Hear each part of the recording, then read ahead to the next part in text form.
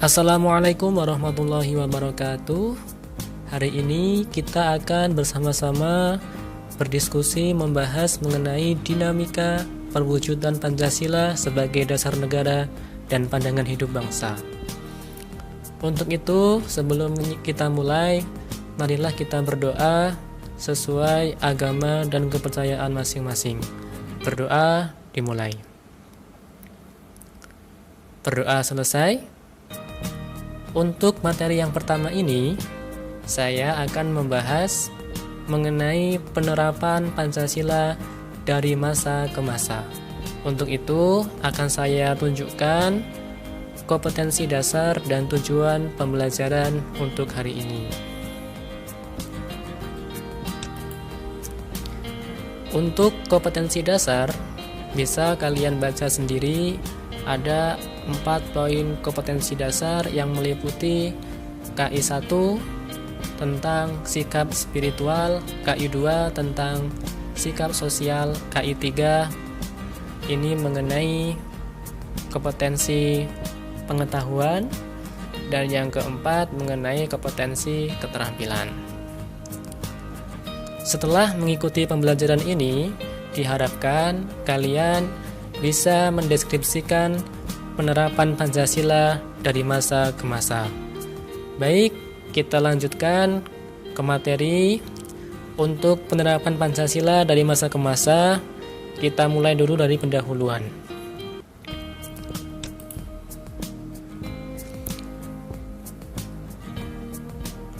Kedudukan Pancasila sebagai dasar negara dan pandangan hidup bangsa telah disepakati oleh seluruh bangsa Indonesia. Tapi ternyata dalam perwujudannya, penerapan Pancasila ini seringkali mengalami pasang surut. Bahkan sejarah bangsa kita pernah mencatat bahwasanya ada upaya-upaya untuk mengganti Pancasila sebagai dasar negara dan pandangan hidup bangsa. Tapi upaya-upaya ini dapat digagalkan oleh bangsa Indonesia sendiri. Perwujudan Pancasila sebagai dasar negara telah dilaksanakan sejak masa awal kemerdekaan, masa Orde Lama, masa Orde Baru, hingga masa reformasi sampai sekarang ini. Maka kita hari ini akan bersama-sama untuk membahas mengenai pelaksanaan Pancasila dari masa awal kemerdekaan Indonesia, kemudian masa Orde Lama, masa Orde Baru, hingga masa reformasi. Kita mulai dari yang pertama, pada masa awal kemerdekaan. Pada periode ini, penerapan Pancasila sebagai dasar negara dan pandangan hidup menghadapi berbagai masalah. Banyak upaya-upaya untuk mengganti Pancasila sebagai dasar negara, dan juga banyak penyimpangan terhadap nilai-nilai Pancasila. Upaya-upaya itu diantaranya adalah: pertama, ada pemberontakan PKI atau Partai Komunis Indonesia, terjadi di Madiun pada tanggal 18 September 1948. Pemberontakan ini dipimpin oleh Musso. Ini ya fotonya. Tujuan utamanya adalah mendirikan negara Soviet Indonesia yang berideologi komunis. Dengan kata lain, pemberontakan tersebut akan mengganti Pancasila dengan paham komunis. Setelah PKI, ada pemberontakan Darul Islam. Pemberontakan ini dipimpin oleh Sekar Maji Marinjan Kartosuwiryo. Pemberontakan ini ditandai dengan didirikannya NII atau Negara Islam Indonesia oleh Kartosuwiryo pada tanggal 7 Agustus 1949. Tujuan utamanya adalah untuk mengganti Pancasila sebagai dasar negara dengan syariat Islam. Tetapi gerakannya bertentangan dengan ajaran Islam itu sendiri. Kartosuwiryo bersama para pengikutnya baru bisa ditangkap pada tanggal 4 Juni 1962. Nah, ini foto ini menunjukkan Amir Fattah paling kanan pemimpin pemberontakan DITII di Jawa Tengah. Lanjut, setelah itu ada pemberontakan PRRI atau Pemerintah Revolusioner Republik Indonesia, atau juga sering disebut dengan Perjuangan Rakyat Semesta atau Permesta, dipimpin oleh Syarifuddin Prawiranegara dan Vance Sumul tahun 1957 sampai 1958 di Sumatera dan di Sulawesi.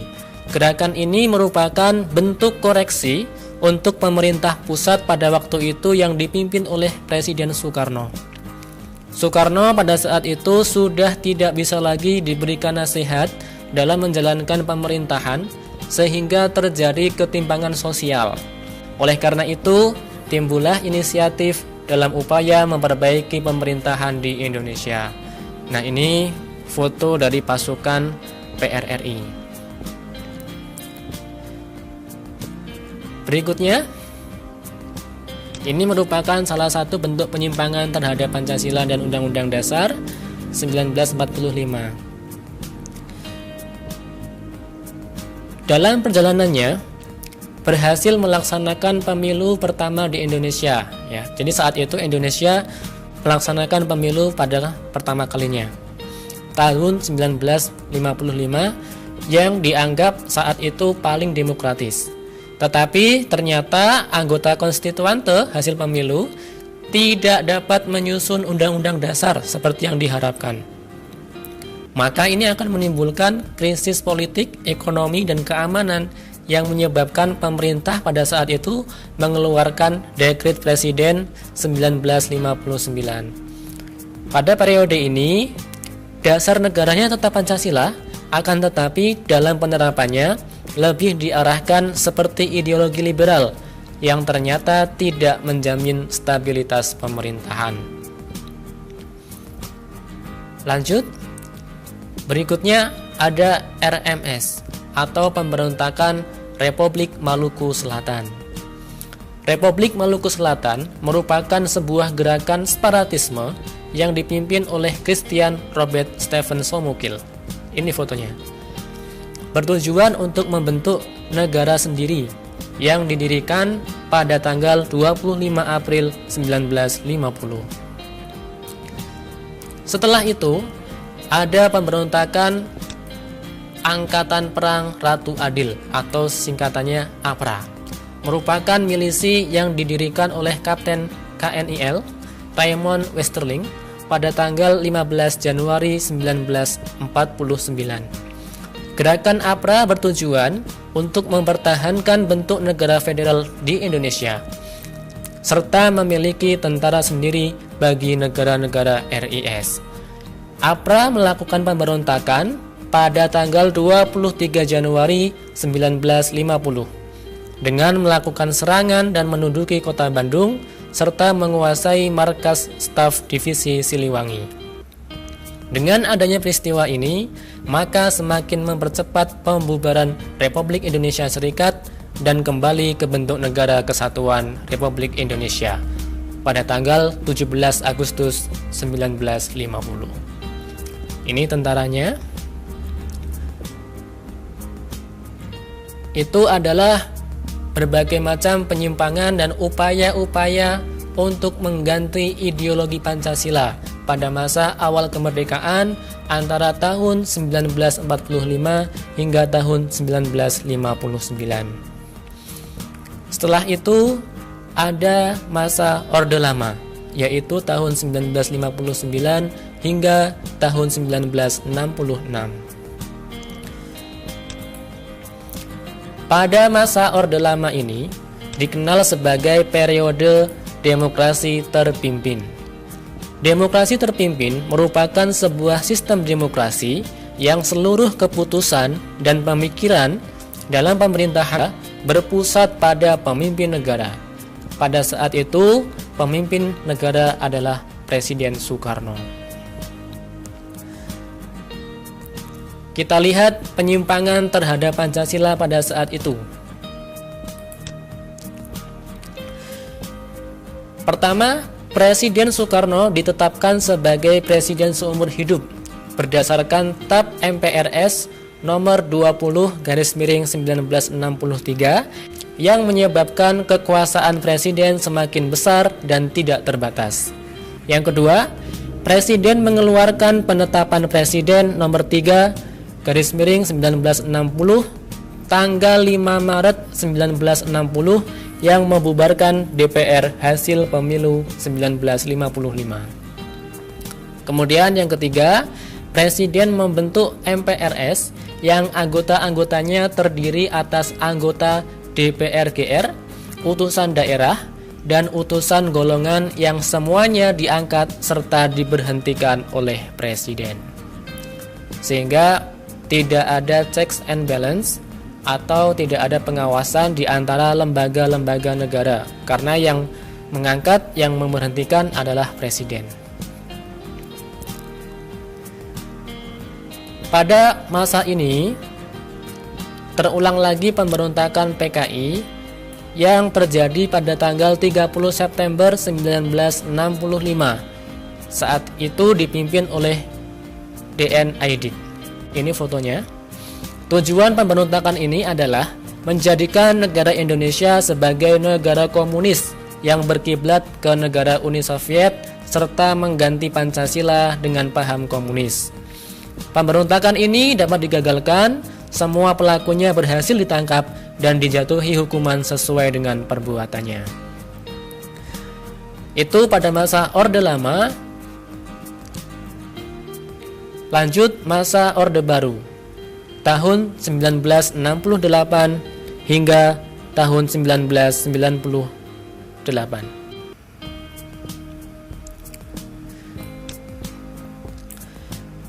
Masa Orde Baru dimulai setelah melalui masa transisi yang singkat, yaitu antara tahun 1966 hingga tahun 1968.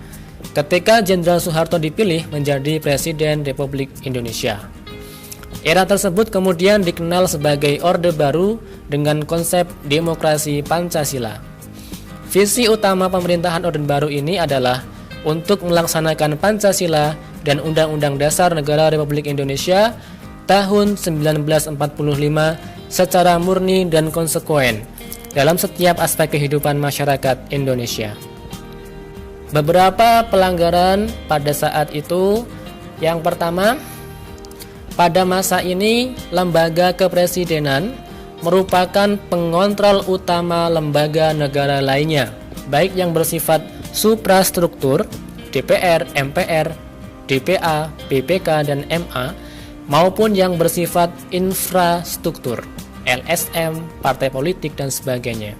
Maka ini tidak ada checks and balance atau tidak ada pengawasan, karena yang mengontrol adalah lembaga kepresidenan sendiri. Kalau saat ini sudah ada checks and balance, di mana antara DPR, kemudian eksekutif dan yudikatif ini saling mengawasi. Tapi kalau dulu ternyata yang mengawasi, yang mengontrol adalah lembaga kepresidenan saja. Selain itu, dibatasinya kebebasan pers dan kebebasan berpendapat. Ini terbukti dengan banyaknya kasus diberedelnya beberapa surat kabar atau majalah hingga dicabut surat izin penerbitannya dengan alasan telah memberitakan peristiwa yang bertentangan dengan kebijakan pemerintah. Nah, di sini pada masa Orde Baru ada pembatasan kebebasan berpendapat. Selain itu juga banyak terjadi peristiwa pelanggaran HAM yang terjadi saat itu, di antaranya beberapa aktivis politik yang menyuarakan aspirasinya dalam mengkritik kebijakan pemerintah, beberapa lama kemudian diberitakan hilang atau ditangkap. Kemudian selain itu muncul beberapa peristiwa pelanggaran hak asasi manusia seperti kasus Tanjung Priok, kasus Marsinah, kasus wartawan Udin dari Harian Bernas Yogyakarta, dan juga kasus-kasus yang lain yang nanti silahkan kalian cari sendiri untuk memperkaya pengetahuan. Ini foto saat kerusuhan terjadi di Tanjung Priok.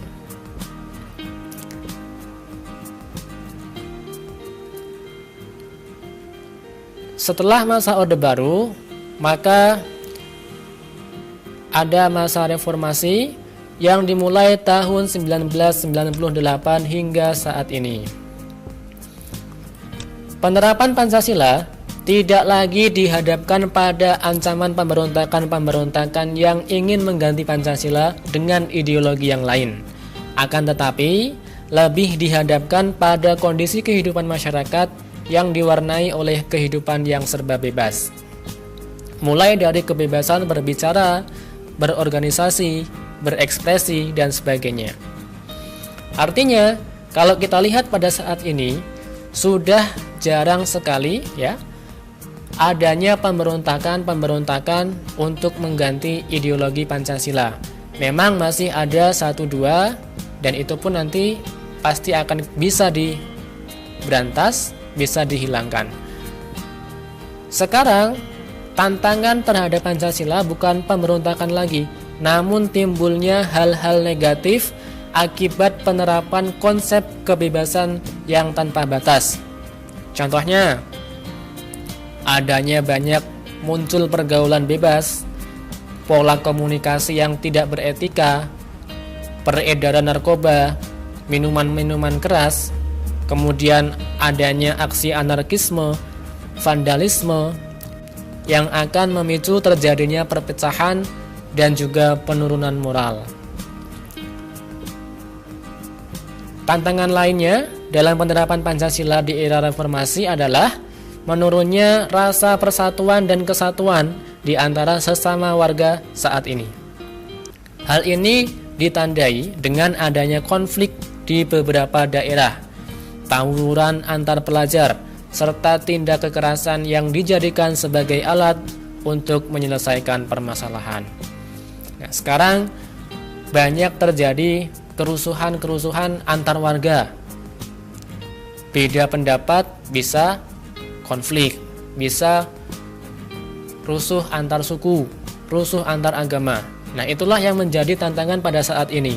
Kalau dulu masih banyak pemberontakan untuk mengganti ideologi Pancasila, tapi kalau sekarang sudah tidak ada lagi, namun masih banyak terjadi kerusuhan. Untuk itu diperlukan komitmen bersama, kewaspadaan, kesiapan harus kita tingkatkan untuk menanggulangi penyusupan ideologi lain yang tidak sesuai dengan Pancasila. Contohnya tadi, kebebasan yang terlalu besar itu bisa menimbulkan adanya pergaulan yang bebas dan lain sebagainya tadi, yang tidak sesuai dengan Pancasila tentunya. Maka diperlukan komitmen bersama seluruh rakyat Indonesia untuk mempertahankan serta melestarikan nilai-nilai Pancasila dalam kehidupan sehari-hari di segala aspek kehidupan. Itu saja pemaparan materi dari saya mengenai penerapan Pancasila dari masa ke masa. Tentunya banyak tantangan mulai dari awal kemerdekaan hingga saat ini mengenai penerapan Pancasila di Indonesia. Kalau dulu banyak terjadi pemberontakan, nah sekarang tantangannya berbeda. Tantangannya adalah bagaimana kita bisa mempertahankan nilai-nilai Pancasila itu dalam kehidupan sehari-hari, diterapkan sehari-hari, karena kalau tidak, nilai-nilai Pancasila itu tadi akan tergantikan dengan nilai-nilai ideologi negara yang lain yang bisa kita dapatkan, kita contoh dari berbagai macam media, misalnya dari film, misalnya dari tontonan kita di internet. Nah, itu juga bisa mempengaruhi kehidupan kita sehari-hari, yang seharusnya kita menerapkan nilai-nilai Pancasila, tapi karena kita terpengaruh oleh dunia luar dan tidak bisa menyaringnya, maka bisa saja melunturkan nilai-nilai Pancasila dan mengganti dengan nilai-nilai ideologi yang lain. Itu saja, silahkan nanti setelah ini dipahami, kemudian akan ada diskusi untuk materi ini bisa dilakukan di grup kelas masing-masing.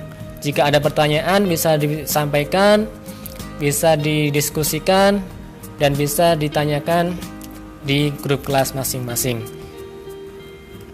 Kemudian juga nanti akan ada latihan soal untuk evaluasi seberapa besar kefahaman kamu atas materi hari ini. Itu saja, saya akhiri. Wassalamualaikum warahmatullahi wabarakatuh.